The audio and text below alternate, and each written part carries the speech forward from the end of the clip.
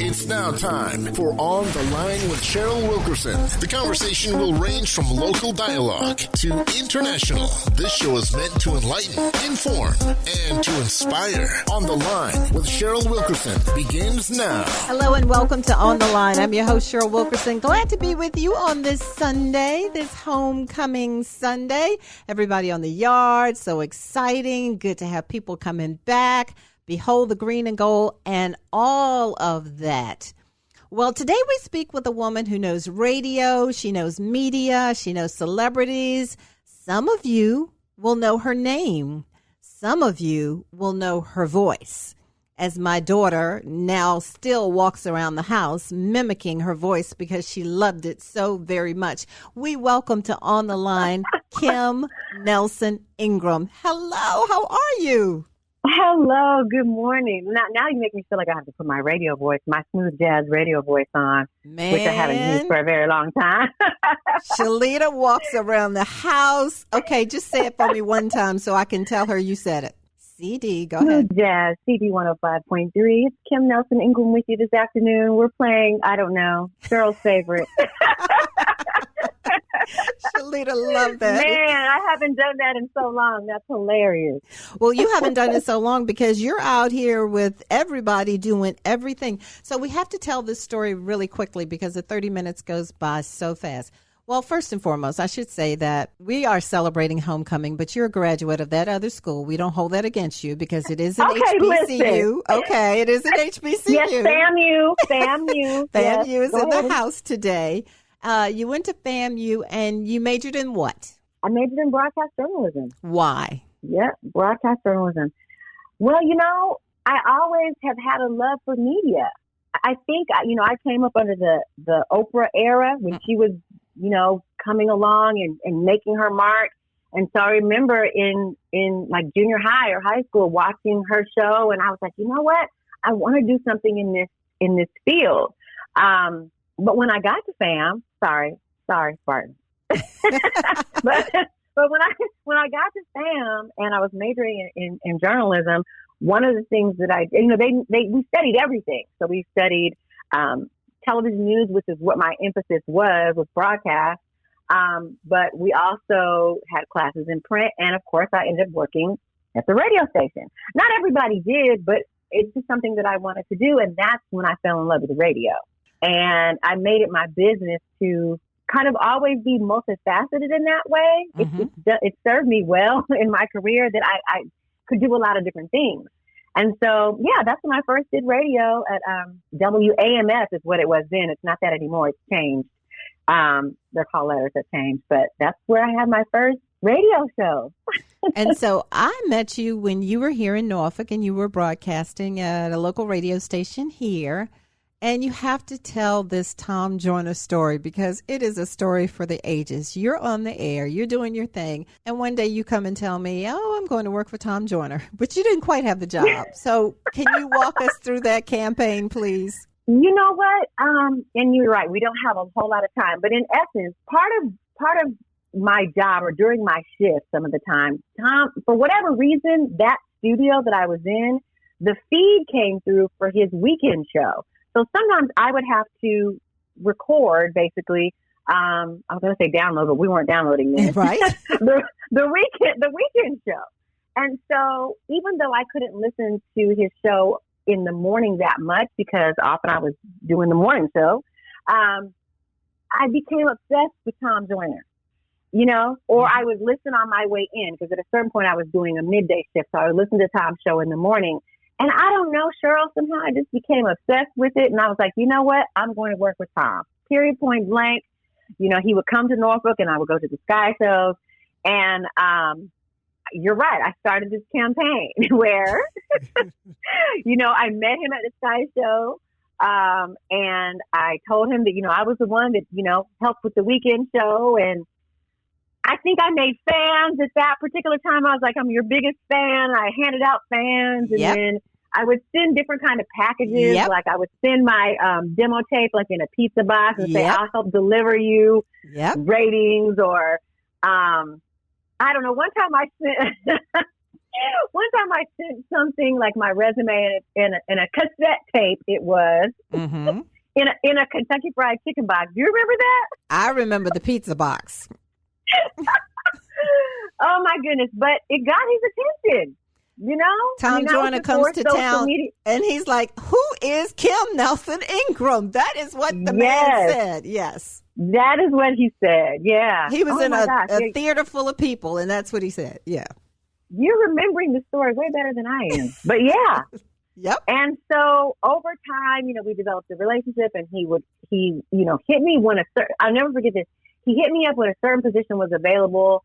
But it just wasn't the right timing. It wasn't the right money, and it just didn't feel right. So I passed it. I don't even know if you know this. I passed up the first position that was offered to me. But he was like, okay, we're going to keep you in mind, and so and so. And I don't know how long later it was, but he was like, I want you to come. Will you come? It's a producer position and some other stuff, which I should have asked what the other stuff was, but I didn't. But yeah, packed up and moved to Beverly, which was Dallas. Kim did that. And I mean, when you went on his cruises, all that kind of stuff, she was there making sure the guests were on the show for the radio show, producing that show and all that entails. But she was also so important with putting those cruises together and getting those musical acts. And Tom Joyner probably still calls you for the stuff he needs. No joking. He probably still calls you. I just talked with him I talked with him the other day. I definitely stay in touch. Because I left the show for a while and did some other things, which I don't know if we'll get into or not because we only have 30 minutes. But the 2 years, well, unbeknownst to me, he was getting ready to retire. But he called me and asked me to come back. And I'd like to think it was because he knew he was getting ready to retire and wanted me to do those last 2 years with him. And so, yeah, it was a very full circle time in my career. You also did Dish TV. Yes, Dish Nation. Dish Nation. It's a show on Fox. It's still on Fox. At the time, it was this weird morphing of radio shows and TV. So it was morning radio shows. We started off with about 6 or 7 different cities. And I worked with the Dallas cast, and they had a cast in Atlanta, which they still do, and a cast in Detroit. But in any case, because of my radio experience and my TV experience that I had even gotten more of since that time, it was a perfect fit. And I worked at Dish Nation. I worked at I did Monique's late night talk show. Sure did. I forgot when you worked with Monique. You're right. Yeah. Yeah. Mm-hmm. And Monique had a radio show prior to that. Right. And I helped launch her it was an afternoon drive radio show. So I've kind of gone back and forth between radio and TV a lot. I always thought that I would be this news anchor, news reporter, and I did. Do you remember when I was at Wavy in Norfolk? Like I was basically an intern slash, I don't know, part-timer. But I had an experience then, and it kind of shifted me away from wanting to do that. Mm-hmm. It was with Kelly Wright. You know Kelly, right? Yes. I would go out with him, and long story short, it was like a murder or some type of bad situation, right? Where we had to still get the story. And Kelly was marvelous. He said a prayer with I believe it was the mom, and it was very comforting and all of that. But it did something in my psyche that made me go, you know what? I'm not going to be able to be out here in these streets covering murders and standing out with hurricanes and stuff. That's what changed Oprah. That's why she stopped doing hard news. Yeah. Yeah, so I shifted, but I still, with my positions as a producer, have been able to still keep the news part that I like going because, of course, we do news on the morning show. Right. And, yeah. And most recently, you were associated with the Ricky Smiley Morning Show. Yes, Ricky Smiley's. I've been his EP, so when Tom retired and hung up his headphones for the last time, more or less, they moved Ricky over from the mainstream hip hop format to Tom's market, which was the urban AC format. And so I helped in that transition, and I've been with Ricky it's been almost 3 years. Mm-hmm. Wow, that's crazy. And what have you learned about working with celebrities? Because when we came up way back when, celebrities came for a visit, but they weren't actually doing the show. What have you learned about celebrities? Well, it definitely has changed the landscape of radio. That's certainly true, because they're not radio people first. They are whatever they are first. Whatever brought them to their celebritydom. Is that even a word? That is now. You coined it.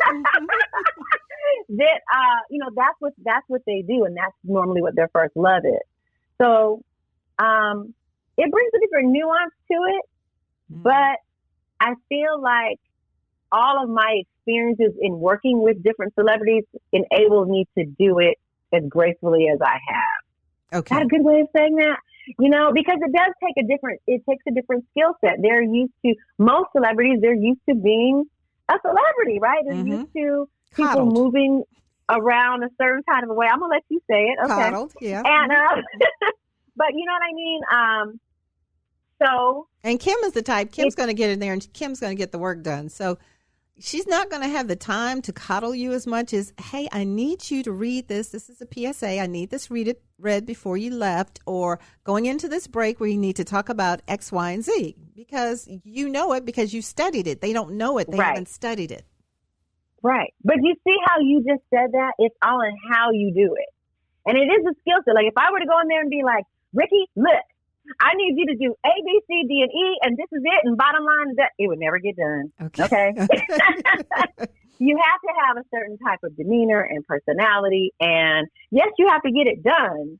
And sometimes, we might have got into it a little bit, but not often, because you people tend to match your energy. So that's true. What advice do you have for young people that are wanting to be where you are? They say, oh, Kim Nelson Ingram, she's done this and she's done that, and I want to be like her. What do you tell them, Kim? Well, you know what? I hope we have time, because I need to answer that question with a story that just recently happened to me. Okay. Literally just a few days ago. So a friend of mine, we used to work together in radio. She has been out of the business for, I don't know, probably 10 years now. But a young lady reached out to her because she needed to interview someone in radio. And she declined. She said, I haven't done it in a while, but let me reach out to my girlfriend. She has been the EP of this, that, and the third. Whatever. She shared my credits. So she called me and asked me would I do it. I said, you know what? It's for this young lady. She's in college. Absolutely. Because I try to always help where I can. I can't always, I can't get you the job or, give you the interview necessarily, but I will help you, give you tools, whatever. So I said, not a problem. She said, yeah, she just needs to interview someone in radio. I said, no problem. Give her my personal cell phone number, have her text me, and we'll set up a time to do the interview. This young lady, first strike, texts me at 11-something p.m. Okay? Does not say, hello, Miss Kim, hello, Ms. Nelson Ingram, nothing, no greeting, nothing. Just, hi, I'd like to interview you for my radio, TV, film class. Such and such gave me the number, wrong name. Just bad text, bad grammar, bad everything, bad timing, everything. Wow. But I said, let me give her a pass. She doesn't really know. It's a long story. I'm going to try to make it short. I'm going to fast forward. I said, you know what? Sure, I'll do it. No problem. She says, well, all you really need to do, I sent her, the lady who she got the interview with, I sent her a Google document. All you need to do is fill out the answers to the questions and send it back, because it really doesn't have to be a formal interview. My response was, that is not an interview. That is a questionnaire, or basically an essay that you're asking me to do. I said, I'd be more than happy to carve out a time to talk with you, and you can write down the answers to your assignment. Second strike. Like, really? In what form of the dictionary ever has it existed that an interview means that you give someone a questionnaire to fill out, or that you write down essay questions? And Cheryl, it was about 30 questions. Ooh, okay. So then we scheduled a time to do the interview, because she said, okay, no problem. after she told me that this time and this time and this time wouldn't work, the times that I offered her, because she had other things to do. Wow. So I finally said, okay, how about this? I said, my mornings are a little hectic. And she has classes in the afternoon. I said, how about we do Sunday? I said, I'll go ahead and carve out my Sunday because I really want to help you. And I really, would like to have a conversation, just find out a little bit more about you and what you're doing and your career path and aspirations. We set a time for 2 p.m. on Sunday. She didn't call me at 2 p.m. on Sunday. She didn't call me at 3, 4, 5, 6, 7, 8, or 9 on Sunday. I finally get a text at around 9:45 p.m. Oh my gosh. that said something to the effect of, I'm sorry, I got sidetracked with other essays I was doing. Is there another time this week that works? Absolutely not. I'm sorry. Girl, I was hurt more than anything because I was like, I wish someone that has been through the trials and tribulations of the career that I have Yep. would have taken the time to give me their personal cell phone number and say, call me. We can have a conversation with you. I'll talk with you as long as you want. I'm not going to write them down for you, but I'll talk with you as long as you want. And for her to not even call me to say, I'm sorry. I mean, nothing. I was like, what is happening? What is wrong? Where are we going wrong with these kids? That's what you don't do. So my schedule is very busy this week. No, not even trying to be funny. And so I said, there's not another time. That's why I offered you my precious weekend. Yeah, your Sunday. My Sunday. And I was like, best of luck to you. And that's the best I don't you have can another do. time. That's the best But you I can felt do. in my heart, I wanted to find another time in my schedule. I was like, no, she's already proven that she doesn't appreciate what I could possibly have to offer her. She doesn't. She really doesn't. And put that in comparison with the story of having an A in a class and then tell it. Put it in comparison, please. So I believe this was my senior year. It was either my junior or senior. I think this was my senior year. And I had a journalism professor. It was no joke, okay? And I had an A in his class, and we had a project to do, like a semester project, which was going to be a significant part of the grade. We worked on it for several weeks. Let's say 6 weeks. I'm not really sure how long now. But the day the assignment was due, I was late to class. And I was late to class, Cheryl, by maybe 2 minutes. No more than 5. But in my spirit, I feel like it was like just a little bit late, like 2 minutes, right? Prof. Wilson, God rest his soul, he accepted it, right? But he said, you're late. So I got a 0 on that project and ended up with a C in the class. And so people, I get the vibes that sometimes I'm too much of a stickler for this or stickler for that, or just because the FCC says you got to do the legal at the top of the hour, it might be all right if you miss it one time. No, you got to do it. But This is the way we were trained to do it properly. It is. And when we see these fake people that would not get on an airplane and go to Ukraine to report it, or the people that post news that's not news or incorrect news, you feel some kind of way when you spent a large part of your life learning to do it the right way at your expense, paying for a good college to go to or university. Absolutely. And then you see these people that she can't even call you on time. She can't even address you correctly. She can't even contact you at the right time. And so as long as I have breath in me, I'm going to get them. I ate a student up this week with love. Notice I said with love, and she with knew love. I understand. I was doing it with love, but not on my watch. You are going to learn it the right way. That's right. That's right. Yeah. I feel the same way, and unfortunately, it's not just this young lady. It's I have experienced it a lot. Not with the blatant disrespect that I think this was, but just with what I call the GE philosophy, like. Good enough is what I call it. Good enough. GE, we bring good things to life, but it's going to be dead in 2 seconds because it's really not good enough. Like, it's just the bare minimum will do. That's the philosophy that I see so prevalent. And it saddens me because, like you said, we were trained differently.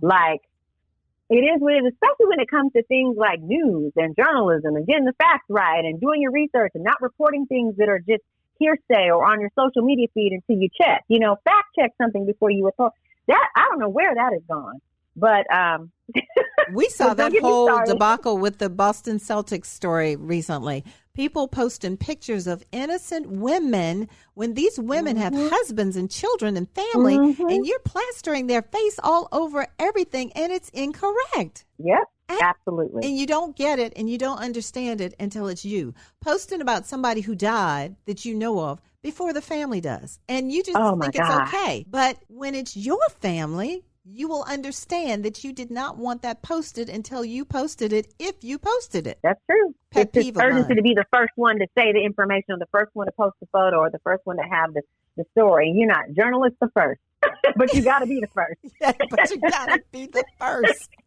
So tell us about some of the events in your life that you will never forget because of the career that you've had. Oh, my gosh, there's so many, Cheryl. I think one of them is on a boat with Tom Joyner, I think, with a certain celebrity. Absolutely.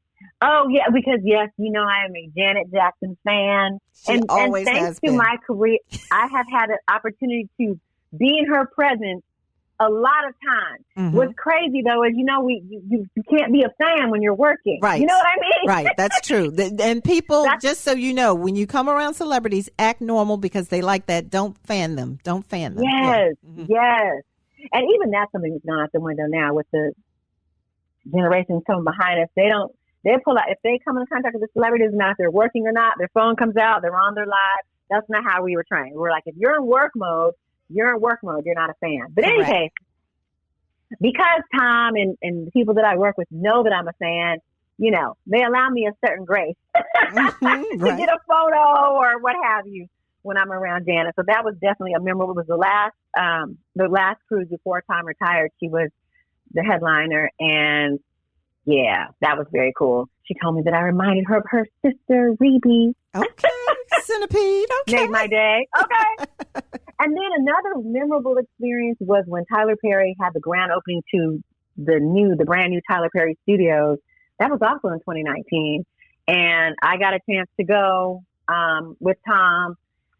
That I will never forget that. That was the most memorable, spectacular experience. Yeah, I can't think of too many things that come close to that, because everywhere you turn, like you turn to your right, there's Cicely Tyson. You turn to your left, there's Sam Jackson. You turn the other way, there's Taraji P. Henson. I mean, whatever. And you had, quote unquote, met those people, many of those people over the radio, but you're now talking about meeting them live. Yes, like I was seated at the table with Cheryl Lee Ralph and her husband, Maxwell, Will Packer, who I, of course, know. Fan you again. Sorry, Spartans. That's true. Sorry, Spartans. But no, happy homecoming to you all, for real.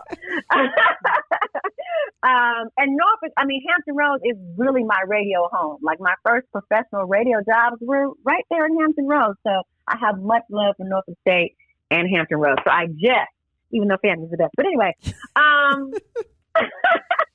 but yeah, so many people were there, and just, relaxed, calm, normal environment, not work, just being in awe of what Tyler has been able to do there in Atlanta and everywhere, really, but with his studios. That was amazing. That was an amazing experience. Tell me this. But there's been so many. You are such a creative person, like one of the most creative people that I know. Could you please tell people some of the things that you're doing now? You've written books, you've got you've got trips planned. Tell people what you're doing, Kim Nelson Ingram. Yes. Okay. Well, I have my first of a couple more to come children's book. But my first one is called You Can Be Anything. And it's BEE, like a bumblebee, because the main character is a little bumblebee by the name of Bobby. And it's really, it's my book baby, I call it. I already have 2 children, but this is my book baby. And you can go to youcanbeanything.com and check that out. And again, it's B with 2 E's, like a bumblebee. But that was my project that I worked over kind of during the pandemic and coming out of it, published it last year, self-published. But it was really important to me because it's a message for little girls in particular, but anyone, like adults read this and tell me they get inspired by it, because it's a reminder that you really can be, do, and have anything that you want if you're willing to use your imagination, your creativity, and put the work ethic in there as well. And you can do it. Okay. And so, also, well, I have something new brewing, but I can't announce it yet. Okay. But I can announce that I am putting together what I call creative escapades for their trips, like getaways for people who are creative or want to be creative. So whether you want to write for TV, or whether you want to write a book, or whether you're just trying to write your own business plan, there are getaways that I'm doing. They're invite only right now, but that women can get away and support each other and kind of be an incubator, idea generator, and really just create a space from your everyday hustle and bustle where you can, all those things that you say you want to do and create and come up with, the time carved out for you to do that. So I really love that idea, because I see so many of these empowerment conferences, nothing against them or whatever, but that's a person standing up there addressing a group of people. This is where you have a group of people and they're helping each other. They're encouraging each other. The ideas are being traded. And I just love that idea. Yes. Thank you so much. It was definitely an inspired idea, because I went away on a trip and I realized how much I needed to shut off the rest of life so that I could, work on the next book and work on a script that I'm working on. So I don't know if there are any creatives listening that, again, it's kind of invite only right now, but I would love to hear what you would like to create and why you think this could be beneficial to you, something like that. So my email address that I will give for that purpose only, I can't get you booked on Ricky's show. I can't get you on Tom Cruise. I can't do any of that. But if you have something that you really want to create, like a passion project or a business or something that you've been wanting to write, please hit me up about it. And you can email me at producerlife@gmail.com. And it's producerlife@gmail.com. Producerlife@gmail.com. Produce her life. Yeah, because I've been a producer all this time, and I was like, you know what? A lot of things that I learned as a producer, we really could implement in our lives to bring things to fruition that we want to manifest. And it's I don't know, that came to me. It was like, you know what? The things that you do as far as planning and organizing and bringing people together and, making lists and checking them twice and being on time and addressing people in a certain manner. Yes, certain manner. That's right. But those tools, in my tool belt, so to speak, and yours, and many of the people that we know, can be implemented just with regular everyday life goals and things that we want to do. So we are minutes away from the end of the show, Kim, but please, you have to brag on my babies, which are also known as your children, that are doing amazing things, please. Oh, yes. Oh my gosh. So Jasenia was born in Norfolk.